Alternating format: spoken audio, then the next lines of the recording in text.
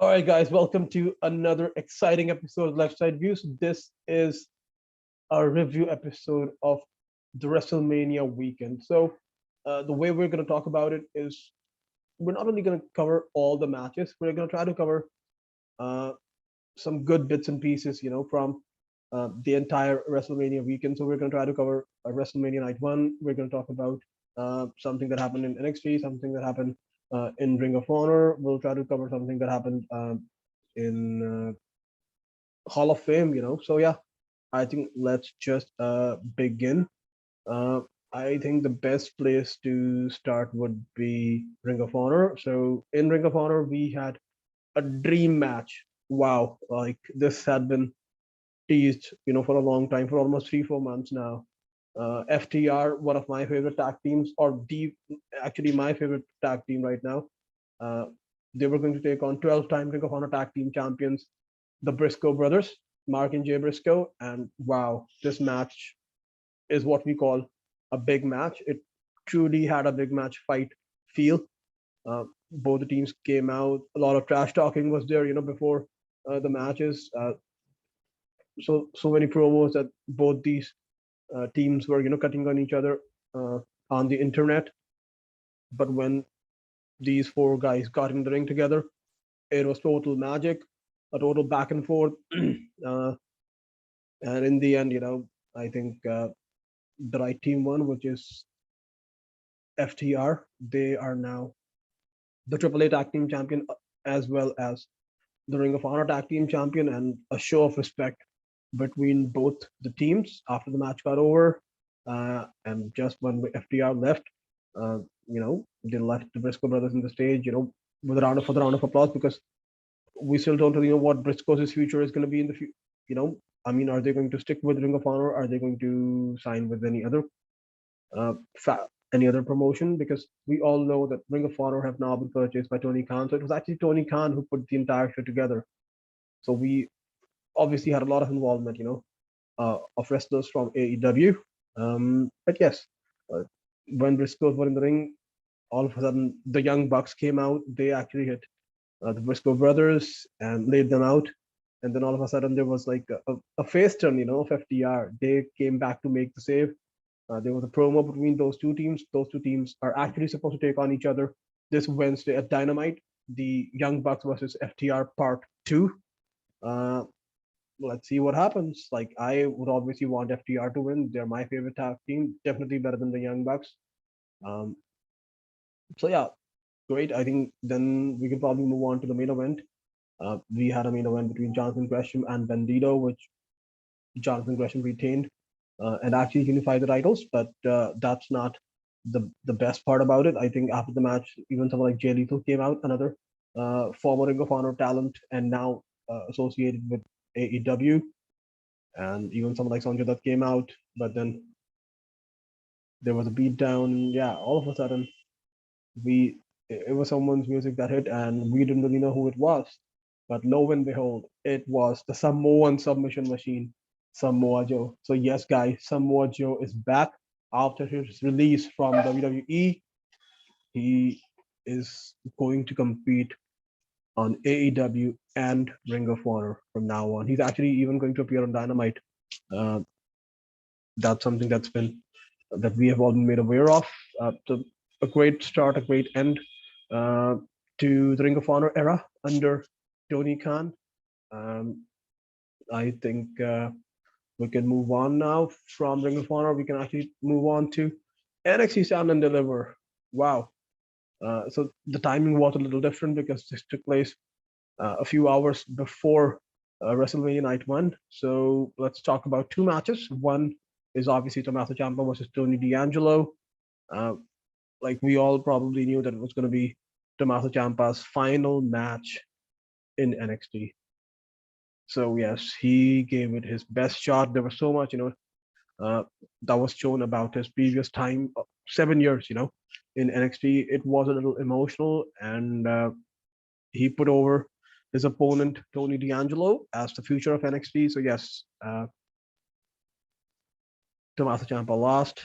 Tony D'Angelo left, but then just when Tommaso Ciampa was in the ring, again, everyone was chanting, "Thank you, Ciampa, thank you, Ciampa," and showing their appreciation for Ciampa.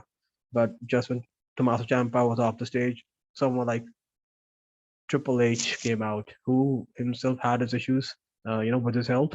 But I guess he just couldn't miss this one. It was his brainchild. So yeah, Triple H could not miss this, and he came out to show his love and appreciation for Tommaso Ciampa, who's probably going to move on to the main roster, maybe Raw or SmackDown.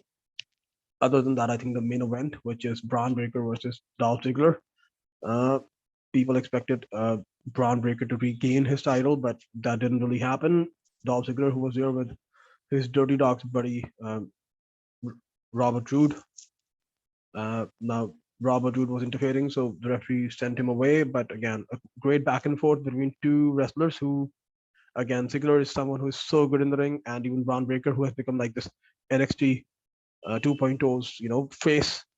Uh, but in the end, again, even though he had been sent off, but he still came back, made an interference, and lo and behold, it was again Dolph Ziggler who retained the title. So let's see if we're going to see a rematch between these two, or is it going to be someone new who's going to, come up and challenge Dolph Ziggler for the title? But yeah, a great match. Uh, I think that's all when we talk about NXT Stand and Deliver. We can probably move on to the Hall of Fame speech. Again, there were five former wrestlers who were inducted. But I guess I'll talk mainly about the last one. It was The Undertaker. So again, someone who has been doing this for the past 30 years. Now, it doesn't really happen often that, someone like Vince McMahon himself inducts a wrestler. Even Vince McMahon was like, if there's anybody who deserves to be in the Hall of Fame, then it's The Undertaker. And yeah, Undertaker was uh, called out. And then we had this long speech, from The Undertaker. Obviously, the fact that he had done this for 30 years. So there were so many stories, so many wrestlers. I mean, The Undertaker had great matches with everyone, from The Rock, Stone Cold Steve Austin, Shawn Michaels, Triple H. The list just goes on, right? Mankind, um, Brock Lesnar. I mean, Roman Reigns for that matter. So yeah, and not only that, because of his longevity, he had great matches with wrestlers from a lot of different generations, different eras. So he didn't really just talk about his time as a wrestler, but he even opened up, with his personal life. He didn't really just talk as The Undertaker. He actually talked as Mark Calloway, which is his real name, guys. And there were a lot of stories, he talked about his loyalty to WWE, his loyalty to wins. He even talked about his time in WCW when people were calling others, to jump ship, but nobody called him because everyone knew that he was never going to jump ship. Uh, a great speech, and yeah, someone. If there's anyone who deserved to be in Hall of Fame, then yes, it is The Undertaker. Someone who always stayed in character, be it heel, be it face. But yeah, even in public, like it's so difficult, I guess.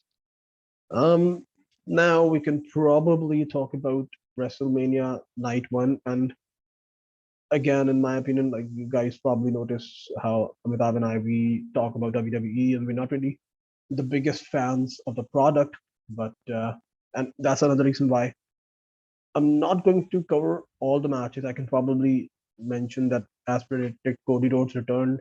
He had a match against Seth Rollins, which he won. But if there's only one match of one segment that interested me, it's Kevin Owens versus Stone Cold Steve Austin. So first of all, uh, I'm so happy. I'm sure if Amitabh was here, he would have said the same thing, that how high or how good Kevin Owens is as a performer. He is so talented.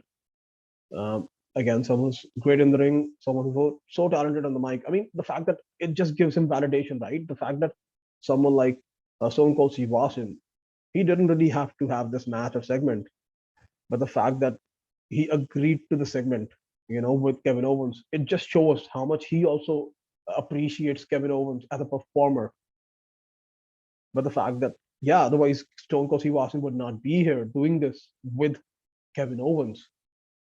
And then again, like for me, I think we talked about this in our first wrestling podcast. For me, Stone Cold Steve Austin is the best. I remember I was 6 or 7 years old. He's the first wrestler that actually enticed me to this business, to WWE or WWF at that time. He's the guy who attracted me to the world of professional wrestling. So for me, he's the goat. So yeah, even now when that glass breaks, his music hits, I get so excited. And even now, his promos, and that's the bottom line for the Stone Cold set. So I mean, yeah, man, I went back to being a kid when I was watching him in the ring against someone like Kevin Owens. So I mean, it just never gets old. We all know that what he's gonna do, but still, he keeps hitting people with stunners. He keeps um, drinking beer. I mean, again, the fact that it would have been like so heelish in a way, so poor of WWE had Kevin Owens won because I mean, just imagine Kevin Owens hitting Stone Cold Steve Austin with his finishing move, that is a stunner, and getting a victory. That too in Stone Cold Steve Austin's hometown. So I don't really think that was ever going to happen. I don't really think the result was ever in doubt. It was always going to be Stone Cold Steve Austin ending the night on a happy note in his hometown. But again, this just gives Kevin Owens such a great rub, right? I mean, Kevin Owens, I just hope that this was not a one-off thing and he actually gets to perform in bigger matches and better matches, maybe in the world title picture as well. Yeah, like these are the 4 or 5 segments, guys, that I felt like I should talk about in terms of the highlights. Uh, I think we can, if you guys want to watch something of New Japan, you can actually watch Minoru Suzuki versus Killer Cross, who made his return after his release from WWE. There was also Briscoe Brothers versus Good Brothers on the Impact multiverse of matches. These are some of the highlights of the WrestleMania weekend for me till now. We still have the WrestleMania Night 2, wherein we will have the Brock Lesnar versus Roman Reigns match. We will have Edge versus AJ Styles match. We even have Austin Theory versus Pat McAfee match. So yeah, let's see. I think so, guys. We'll be back. All right. Thank you for your time.